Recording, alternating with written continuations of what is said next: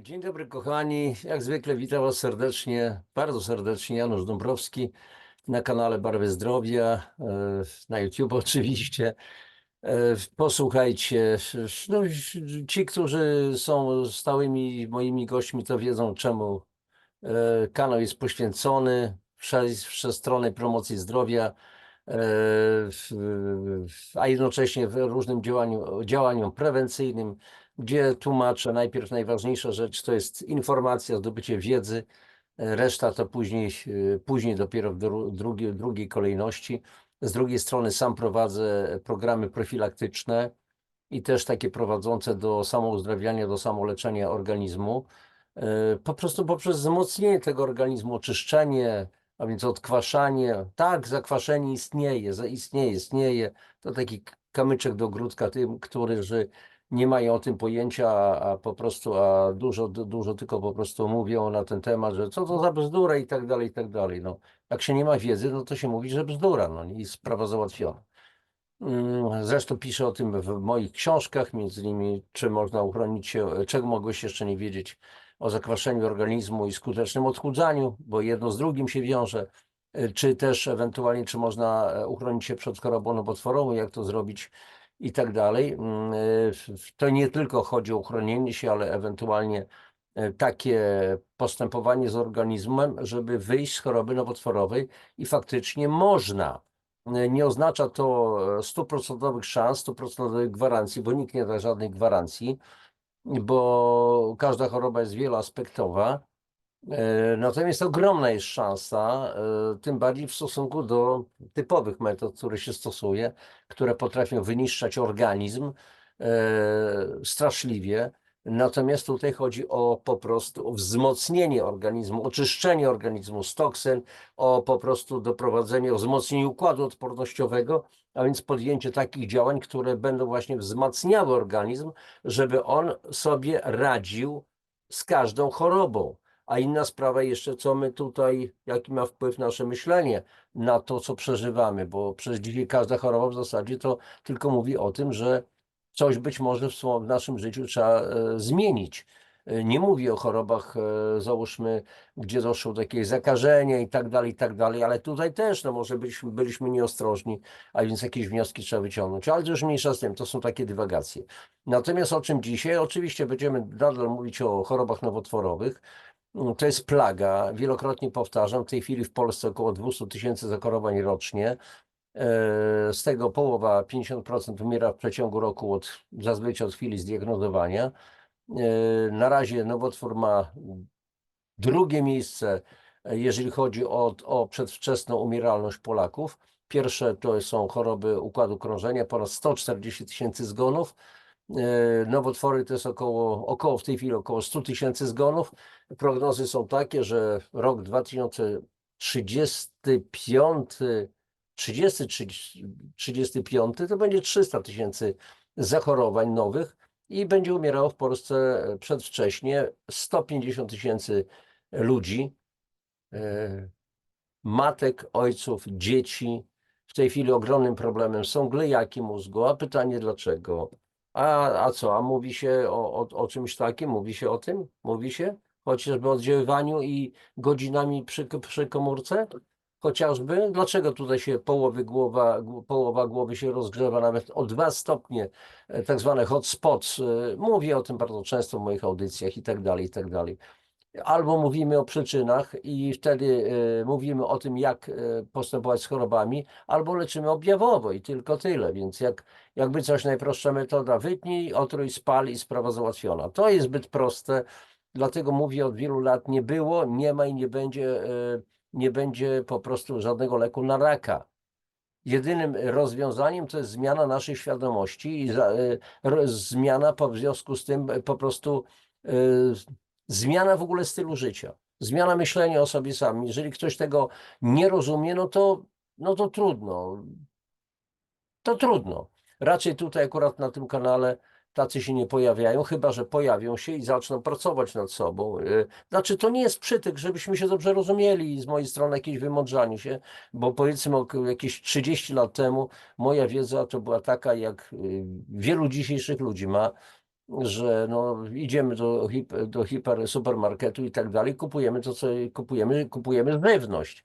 A to są tylko jedynie produkty do jedzenia, a nie żywność, nie pokarm, nie posiłek. To wielokrotnie już o tym mówię, więc może mogę być tutaj nudny pod tym względem. Natomiast chodzi o nowotwory. I teraz tak, ogromnym zagrożeniem, zwłaszcza dla pań, ja tu ciągle mówię o tym, to jest taki gwóźdź, który mi uwiera w bucie, to są choroby nowotwory, zwłaszcza naszych pań, kobiet. Mówi się o tych genach, oskarża się geny, oczywiście o całe zło, zwłaszcza te dziewczyny, które są nosicielkami tego genu BRCA1, BRCA2, okrzyczane, ach Boże, już jak się ma, to na 100% w takim razie zachorujesz, to jest bzdura. Po drugie, poddaj się profilaktycznej mastektomii, czyli 2 piersi do ucięcia. Idiotyzm, barbarzyństwo, więcej nic i nawet nie ma o czym mówić. U nas takim szczególnym orędownikiem jest pewien pan profesor. Przerażająca postać, tak prawdę mówiąc, który po prostu. Tylko żal, że w takim razie niektórzy żałują, że operacje mastektomii nie są refundowane przez NFZ, a może już są, ale nie sądzę. No bo na tym się zarabia, bo w tym momencie przeciętna Polka nie jest w stanie pójść, poddać się operacji, bo za to trzeba zapłacić. Ale jak byłoby to refundowane z NFZ-u, no to by się po prostu dziewczyny pewnie zgodziły i tak dalej. I teraz co z tymi genami BRCA1, BRCA2, czyli breast cancer 1, breast cancer 2, czy one faktycznie stanowią takie zagrożenie? Ja już nakręcałem audycję na ten temat, o potężnych skandalach związanych z odkryciami i tutaj chcę być dobrze zrozumiany. To, o czym ja mówię, to nie są wymysły niejakiego Dąbrowskiego, tylko po prostu sięgam, szukam wiedzy. Ta wiedza między innymi o tym, że niepotrzebnie kobiety poddają się mastektomii, to jest wiedza na podstawie danych medycznych, potężnych badań naukowych, które były opublikowane między innymi w The Lancet Oncology, badania chociażby na Uniwersytecie Stanforda w USA, na Uniwersytecie Medycznym w Southampton, badania między innymi profesor Diany Eccles i tak dalej, z zespołem wieloletnie, o tym mówią wyraźnie. Więc nie chcę, żeby powiedzmy zarzucał mi, jacyś niedoinformowani, często medycy, z donosami do YouTube'a, że coś tam na kanale Janusza Dąbrowskiego, jakieś bzdury są powtarzane. Powtarzam, to nie są bzdury Janusza Dąbrowskiego, tylko rzetelna wiedza podawana przez naukowców, lekarzy, którzy to badają. Więc proszę tych, którzy próbowaliby mi coś zarzucić, proszę sięgnąć do badań opublikowanych przez The Lancet Oncology w 2018 czy 2017 roku. Proszę sięgnąć do badań pani profesor Diany Eccles i tak dalej, badań medycznych prowadzonych między innymi w Southampton, Wielkiej Brytanii i tak dalej, czy Uniwersytetu Stanforda albo innych. Zresztą dzisiaj będę jeszcze o tym mówił. A więc jaki temat na dzisiaj? Tak jak jest po prostu w tytule. Już słuchajcie, udostępniam ekran, więc to, co robię, to, co przedstawiam wam, to nie są, jeszcze raz powtarzam, wyjęte gdzieś tam nie wiadomo skąd jakieś tam informacje. Proszę bardzo, link zresztą dostarczę, będzie pod moją tą audycją. Healthcare in Europe. Taki no, periodyk, załóżmy internetowy i tak dalej. Jest mowa o BRCA1, BRCA2 i tak dalej. Więc to jest po prostu oryginał. I ten oryginał w języku angielskim, pojawi się link do tego.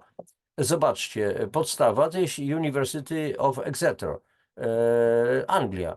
18 września 2023 rok, a więc świeżo i tutaj mamy tłumaczenie po polsku i ja to po prostu no, przedstawię wam, żebyście wiedzieli, że istnieją takie materiały, które dla wielu z nas no, są niedostępne. Akurat no, tym się pasjonuję, szukam tego, więc dostarczam to.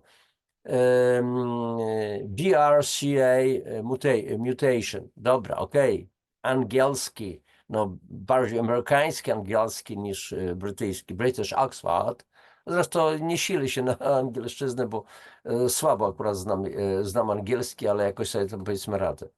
Więc słuchajcie, rak piersi, test genetyczny może sprawić, że kobiety błędnie ocenią ryzyko. Przepraszam, zwiększę chyba czcionkę, żeby to było bardziej widoczne, bo później będzie mały taki ekran, więc mam nadzieję, że teraz to będzie widoczne. OK. Więc rak piersi, test genetyczny może sprawić, że kobiety błędnie ocenią ryzyko. Kobiety mogą decydować się na niepotrzebną operację, aby uniknąć raka piersi. Po tym, jak powiedziano im, że są w grupie wysokiego ryzyka na podstawie wyników badań genetycznych, które nie uwzględniają wywiadu rodzinnego. Autorzy nowego badania prowadzonego pod kierunkiem Uniwersytetu Exeter w Anglii ostrzegają, że kobiety, które poza warunkami klinicznymi odkryją, że są nosicielkami chorobotwórczego wariantu jednego z genów BRCA, BRCA1 lub BRCA2, mogą zostać poinformowane o ryzyku wystąpienia raka piersi i to ryzyko zostanie ocenione, bo to jest takie, wiecie, tłumaczenie akurat przez sztuczną inteligencję, więc to nie jest takie dokładne, piękne, stylistyczne, a więc to ryzyko wynosi, jeżeli się dowiedzą, że mają te geny, że ryzyko raka piersi, który może zaistnieć, wynosi 60-80%, czyli 60 kobiet lub 80 kobiet, które mają te geny, na 100 kobiet, mogą mieć raka, zdecydowanie. W rzeczywistości, uwaga, ryzyko może być mniejsze niż 20%, czyli nie 60-80 dziewczyn, kobiet na 100 zachoruje, tylko może zachorować nie mniej niż 20. Jeśli dana osoba nie ma bliskiego krewnego cierpiącego na tę chorobę. Ojej, to przepraszam, coś tu się zmieniło. Ostrzeżenie pojawiło się w artykule opublikowanym dzisiaj, znaczy w dniu oczywiście publikacji tego artykułu, w czasopiśmie Lancet i Clinical Medicine. Do niedawna kobiety, które otrzymały wyniki BRCA, robiły to, czyli poddawały się zazwyczaj operacji, ponieważ zgłosiły się do kliniki ze względu na objawy lub występowanie choroby w rodzinie. Prawdopodobieństwo, że niektóre warianty BRCA powodują raka piersi, obliczono na podstawie tego i tak już wysokiego ryzyka grupy. Jednakże wiele osób płaci obecnie za domowe zestawy do testowania DNA lub otrzymuje wyniki w ramach badań genetycznych, nie mając nigdy żadnego osobistego związku z rakiem piersi. Nowe badanie finansowane przez Radę do Spraw Badań Medycznych przeprowadzono, aby uzyskać lepszy obraz prawdziwego poziomu ryzyka tych wariantów BRCA w populacji ogólnej. Autorzy przeanalizowali ponad 454 tysiące uczestników w wieku od 40 do 69 roku życia w ramach brytyjskiego badania Biobank, w ramach którego pobierane są próbki DNA i te osoby proszone były o zgłaszanie chorób u siebie, a także u rodziców i rodzeństwa.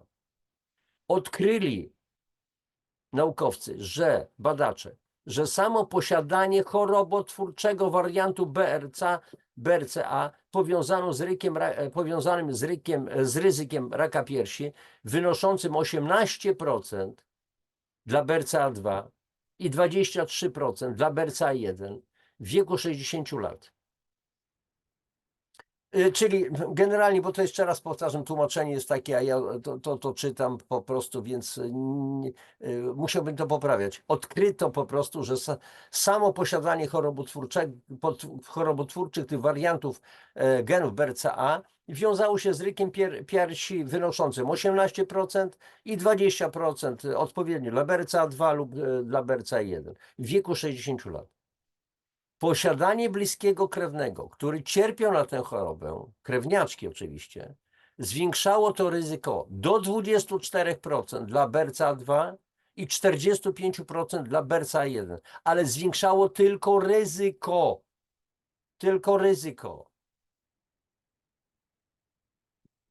Nie oznacza to, że na 100% kobiety zachorują. Główna autorka, dr Lai Jackson ze Szkoły Medycznej Uniwersytetu w Exeter stwierdziła, że coraz więcej kobiet decyduje się na operację raka piersi, zwłaszcza, że aktorka Angelina Jolie podzieliła się historią choroby w swojej rodzinie oraz wynikami badań genetycznych i operacji. Powiedziała jednak dr Lai Jackson, usłyszenie informacji, że jesteś narażony na wysokie ryzyko genetyczne choroby, może naprawdę wpłynąć na poziom strachu przed konkretną chorobą i wynikającymi z niej działaniami, jakie możesz podjąć. Negatywne działanie stresu, karmienie organizmu kortyzolem w tym momencie. Ma pani taki gen i na pewno pani zachoruje na raka. Trzeba przeprowadzić podwójną mastektomię. Jak to działa na nas? I kto to przede wszystkim robi? Mężczyźni w stosunku do kobiet. Bo chętnie bym się spotkał z takim facetem, który to mówi i powiedziałbym, człowieku, ja widzę po twoich oczach, bo jestem jasnowidzem, że masz raka jądra już, że jesteś narażony i trzeba cię obciąć, dokonać podwójnej orchidektomii. Jak by wówczas zareagował? Ze śmiechem by powiedział jakiś jasnowic, ale zostałoby mu to w głowie.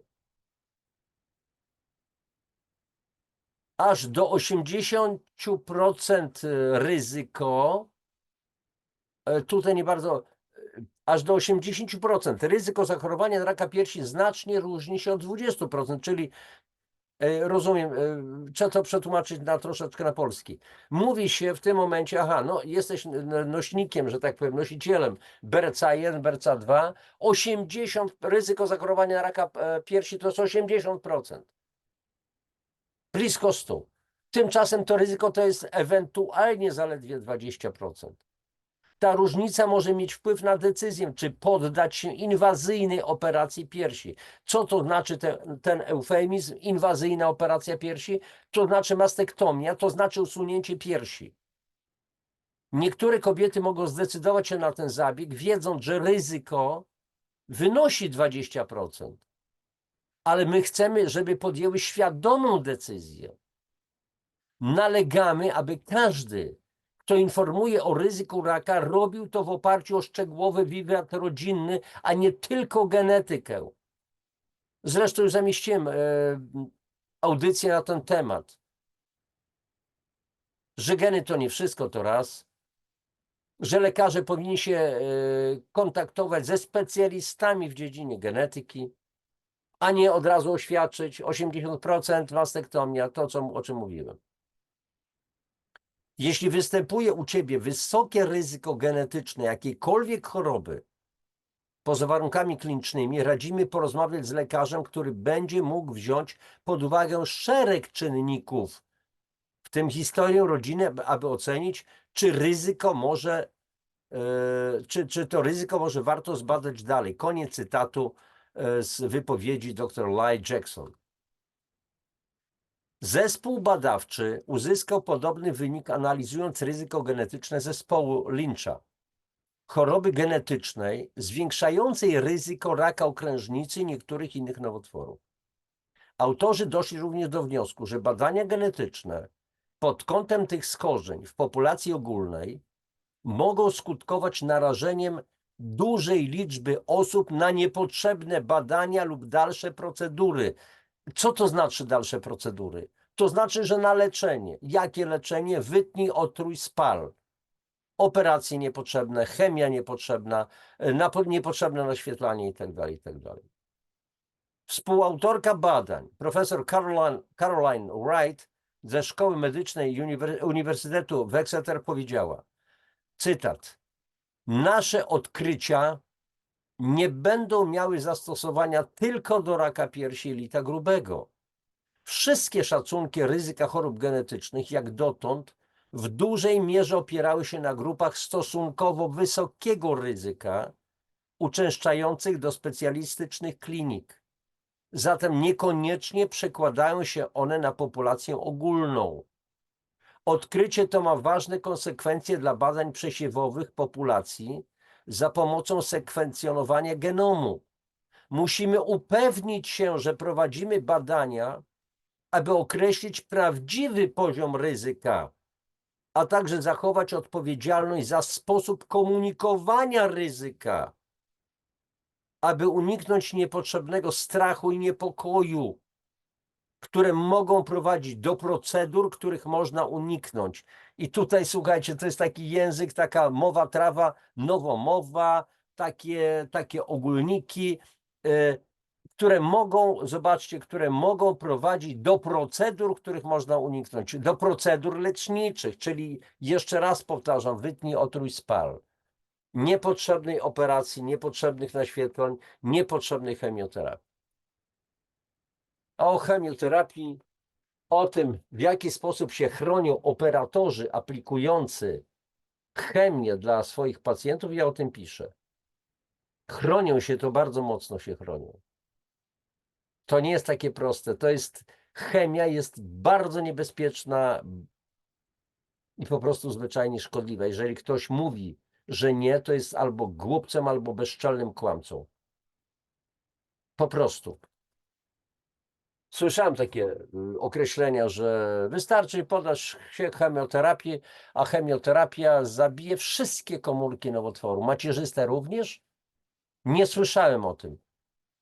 Akurat znam ten temat i słuchajcie, kochani, po prostu nie ma żadnego leku na komórki, na zniszczenie komórek macierzystych nowotworów, czyli rodzaj zarodników, czyli na przerwanie metastazy, tylko naturalne metody polegające na domineralizowaniu organizmu, czyli odkwaszeniu, na dotlenieniu, na wspomaganiu układu odpornościowego, na dostarczaniu różnych substancji obecnych w naturze, mogą przerwać zaklęty łańcuch metastazy, czyli przerzutów. A 90 ludzi na 100 umiera nie z powodu samego nowotworu, czyli guza, ale z powodu metastazy, czyli po prostu przerzutów. Zatrzymuję tutaj już udostępnienie. Jak zwykle jest to wysoki poziom emocji dla mnie. Ja jestem typowym emocjonistą, owszem, ale teraz słuchajcie, kochani, żebyśmy się dobrze rozumieli. Rak to nie jest wyrok. Najważniejsze to jest zdobycie informacji. Najważniejsze to jest to, co mamy tu w głowie. Najważniejsze to jest to, czy poddamy się stresowi, czy też nie. Co zaczniemy robić? Czy będziemy rozpaczać i zaczniemy wybierać, bo słyszałem takie historie, że na przykład, akurat to chodzi o kobiety. Jedna z moich znanych, ze znajomych leżała na onkologii, bardzo mocno, a wyszła oczywiście Justynka Dąbrowska, wywiad, z którą mam tutaj przecież. Sięgnijcie do playlisty wywiady i ona mówi o tym otwarcie, ona żyje. Oczywiste. Nowotwór piersi. No i co? Inne kobiety już zdecydowane na śmierć, już mówią, jakie wybiorą sukienki do trumny, jakie to, jakie tamto. No jest przegrana od razu. Justyna widziała siebie jako starszą bardzo panią, a jest młodą kobietą, piękną kobietą. A więc widziała siebie jako starszą panią otoczoną wnukami, jak tańczy, wcześniej jak jeździ na nartach. Ona to sobie wyobrażała, ona to widziała. I to jest też akurat sposób na pokonanie choroby. Bo ta choroba pokazuje, że trzeba coś zmienić w swoim życiu. O tym mówi dr Jan Pokrywka. Mam cytat, akurat sporo cytatów właśnie w tej mojej książce o tej chorobie nowotworowej, więc mam masę cytatów z lekarzy. Warto do tego sięgać. Dlaczego? Dlatego, że tu chodzi o naszą psychikę. O bardzo mocną psychikę po to, żeby się nie poddać. Wyobraźnia, wyobrażanie sobie, wizualizacja to jest potężne narzędzie. Nie same leki, nie same jakieś zabiegi odnoszą rezultat, tylko to, jaki mamy stosunek do tego. A nie wiem, czy to mi pomoże. No to jeżeli nie wiesz, nie wierzysz, to nawet nie ma o czym mówić. To, co mówił Jezus kiedyś, gdyby twoja wiara była jak ziarnko gorczycy i kto powiedziałby się tej górze, rzuć się do morza, ta góra by się rzuciła po prostu. Oczywiście bzdura, no, ty pleciesz, Jezus, pleciesz, Janusz, jakieś bzdury, tam góra się rzuci do morza. No kwestia pewnej metafory, jaka jest twoja wiara. W co wierzysz? Czy wierzysz to, że możesz wyjść z tego? Czy masz już po prostu zakodowane w umyśle, że jednak nie chcesz życia, więc tylko werbalnie oznajmiasz bliskim, tak, ja chcę żyć, oczywiście, bardzo chcę żyć, a tak prawdę mówiąc już podjęłaś decyzję, że nie chcesz, więc kwestia jest decyzji. Dobra, kochani, wiecie, jakie są badania naukowe? Jeszcze raz powtarzam, są to badania, akurat w tym przypadku Uniwersytetu Exeter, ale Wielkiej Brytanii, ale są badania Uniwersytetu Stanford, badania na Uniwersytecie, w szpitalu uniwersyteckim w Southampton, Wielkiej Brytanii, w wielu innych ośrodkach na świecie. Są badania opublikowane w Lancet Oncology i tak dalej, i tak dalej. Więc to są konkretne badania naukowe, medyczne. Tego się nie da podważyć. Potężne badania statystyczne. Więc to nie są głupoty. Uwierzcie w to, że ta prawda, którą nam głoszą niektórzy, to nie jest prawda. To jest nieprawda. A więc uwierzcie w to i siejcie tą wiarę wśród swoich znajomych. Przenoście do swoich bliskich. Przenoście te linki, przenoście te informacje dalej, żeby to nie było tak, że od razu telepka i już tak, jestem skazany. Rak to nie wyrok, koniec, kropka, wszystko.